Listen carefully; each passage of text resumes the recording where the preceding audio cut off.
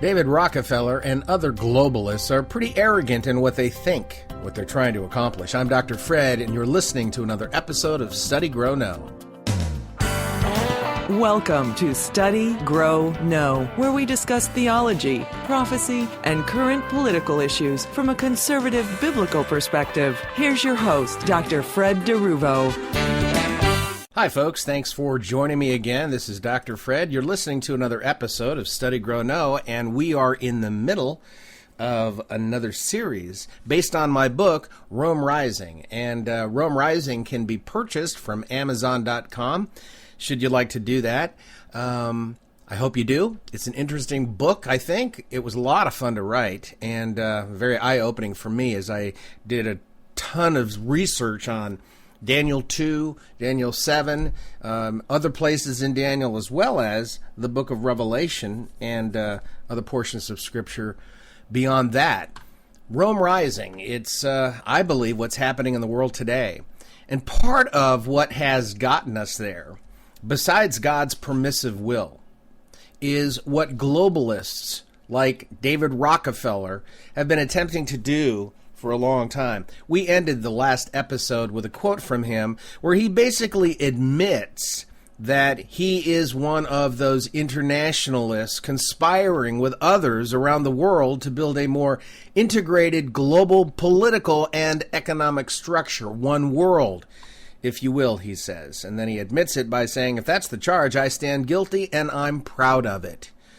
Well, what he's obviously done is he's thought of himself and become a citizen of the world.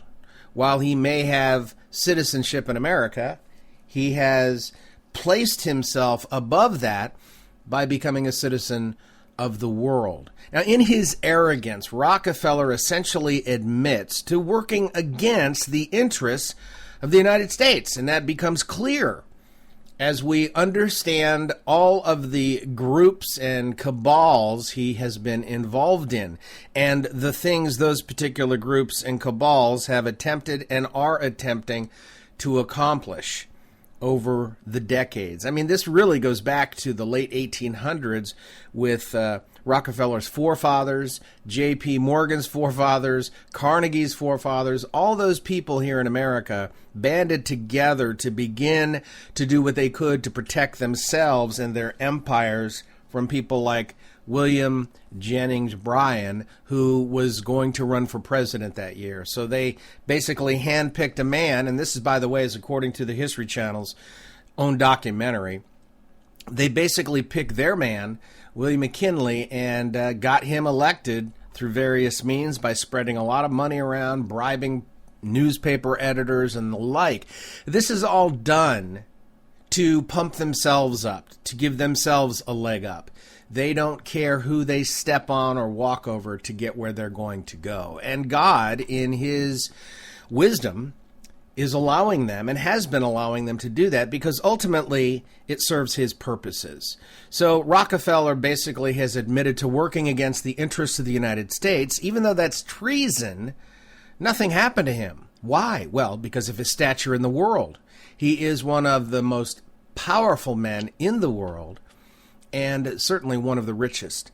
You know, it's not as if Rockefeller made only that statement and left it there, though. The entire chapter that I've quoted from in his book, Memoirs, and I'm referring to page 405 in that book where I quoted that quotation from him. The entire chapter is called Proud Internationalist, and it's replete with comments and statements supporting his main contention that he works for himself and other globalists towards a one-world government, a one-world system, a one-world company, if you will. And my suggestion would be for you to buy his book, read it yourself, and then look at what others are saying about that book. People like Daniel Estulin, Dr. Dennis Cuddy, so many people out there, Dr. John C. Coleman, who have studied men like Rockefeller and concluded that, yes, they are in effect doing everything they can to bring the United States under their control. Now, Rockefeller has been or is part of the Council on Foreign Relations, CFR, and the Trilateral Commission, which, by the way, he created with the blessings of the higher-ups in the Bilderberg Group, and as well as other agencies and groups that he's created or been a part of.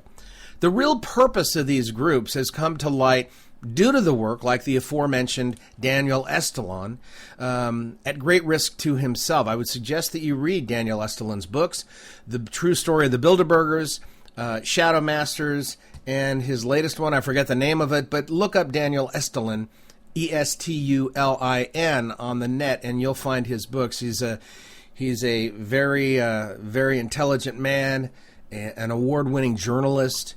He digs deeply to find what he's after. Now, the sources that have come to him with the information are, according to him, some of the people inside Bilderbergers. These are people who have gotten fed up with the treasonous goals of that particular group or the other groups connected to the Bilderbergers, and they want to do what's right, but can't leave. They can't leave for fear of their own or their families' lives. So they stay involved and provide information to people like Estulin. And obviously, if that's true, they do so with great risk to themselves. Ultimately, though, the beliefs of these secret cabals are simple, yet they would cause most in the world to rebel if they were actually known, provably known. This is exactly why they remain secret societies. It's also exactly why so much of the information that people like Daniel Estulin have gained remains unbelievable to most, because he doesn't name his sources, obviously, for reasons that protect them. People simply cannot believe that groups like the global elite, whatever you want to call them, banksters, global elite, power elite, the Illuminati, whatever you'd like to name them, it's hard for people to believe that a group like that exists, who apparently have been directing societies throughout the world toward the goal of a one-world system. That appears to be the case, though, from everything I've studied, and I've studied so much from people who are what I would consider to be loony bins, and then I can easily set them aside to other people like Estulin, Cuddy, and Coleman, who have their wits about them, and their background proves their integrity. So you sit there and you wonder, how could a group like this, the global elite, do what apparently these authors and others are saying that they're doing? Well, here's what they're doing according to some. They're working toward absolute control of the planet through the control of wealth, natural resources, and people. Now, if we go back to just David Rockefeller and the quote I mentioned last episode and started this episode with, isn't that basically what he's admitting he's doing? He is trying to build, with others who are powerfully rich, a more integrated global political and economic structure. One world, if you will. Why? Who does that benefit? That's the question we need to ask. Does it benefit us or them? Well, in order to answer that question, all we really need to do is look at the EU, and we can then get a glimpse of how well or not the EU works and who it really benefits. It seems to be benefiting not the average person, but those who are putting those unions together. And by the way, the North American Union, which would feature Canada, the United States, and Mexico, is still in the works. I don't know if you know that or not, but it is still in the works. Is that the reason we don't have a secure border to the south? I would say so.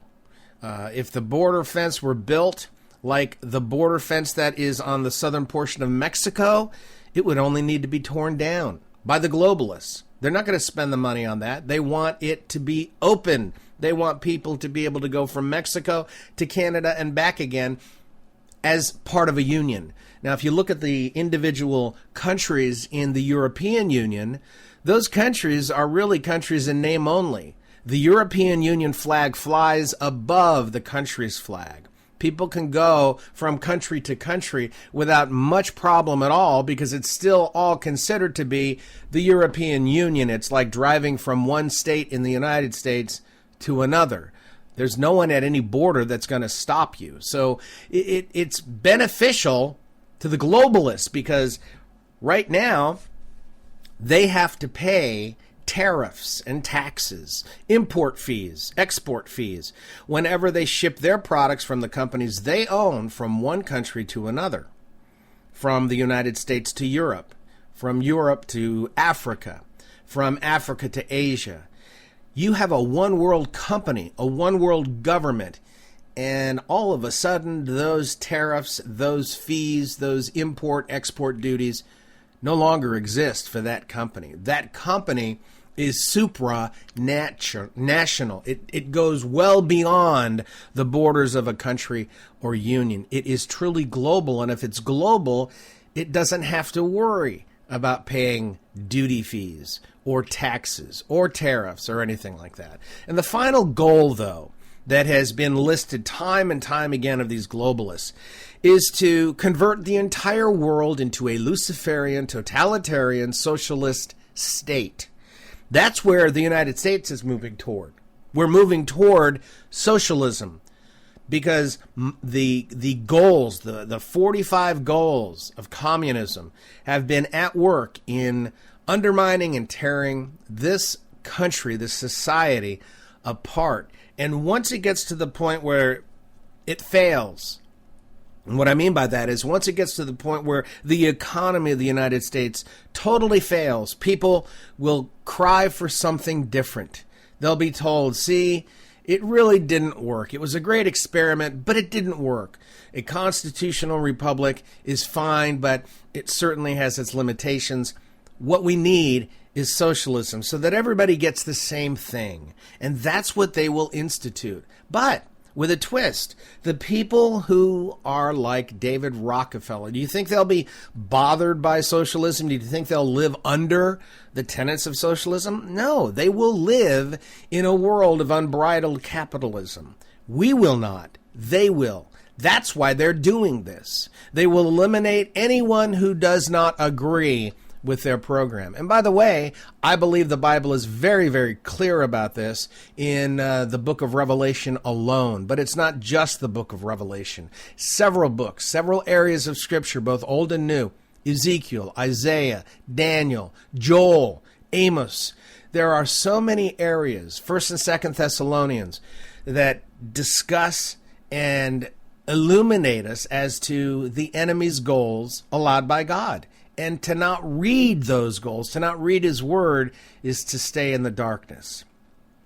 But if all this is true that I've just been talking about, then that is what we, the average person, is working against. And no wonder it's such an uphill battle, because while these are Satan's aspirations, and I mentioned that a while ago in Isaiah 14 and Ezekiel 28, no wonder it's such an uphill battle. But God is certainly allowing it for his purposes, and we need to keep that in mind. His purposes ultimately mean that in the end, he will be glorified in his absolute and unquestionable defeat of Satan. And when that happens, there will be no doubt in all the universe that God and only God is the true God. Satan is but a very poor and paltry imitator, one who pretends to be an angel of light, but is evil through and through. You know, it's funny, the global elite, many of them, to some degree, worship Lucifer. The Lucis Trust Company, which was created by Alice Bailey, Theosophist, and her husband years ago, is literally part of the publishing branch of the United Nations. We have all this stuff interwoven throughout all these secret groups. But God is in control. He's in charge. He's allowing it.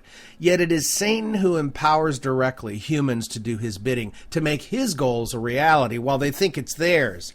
This supernatural strength, fervor, and energy is the guiding factor in lives of people like David Rockefeller. And we need to understand that. We need to understand that we are not fighting against flesh and blood, but against powers and principalities in the spiritual realm. Well, that is our show today. We will hopefully have you here next time. And until we meet again, I pray that God will open your eyes to show you how blessed you are. You've been listening to Study, Grow, Know with Dr. Fred DeRuvo. Please join us each week for new broadcasts that deal with theology, prophecy, and political issues from a biblical, conservative perspective.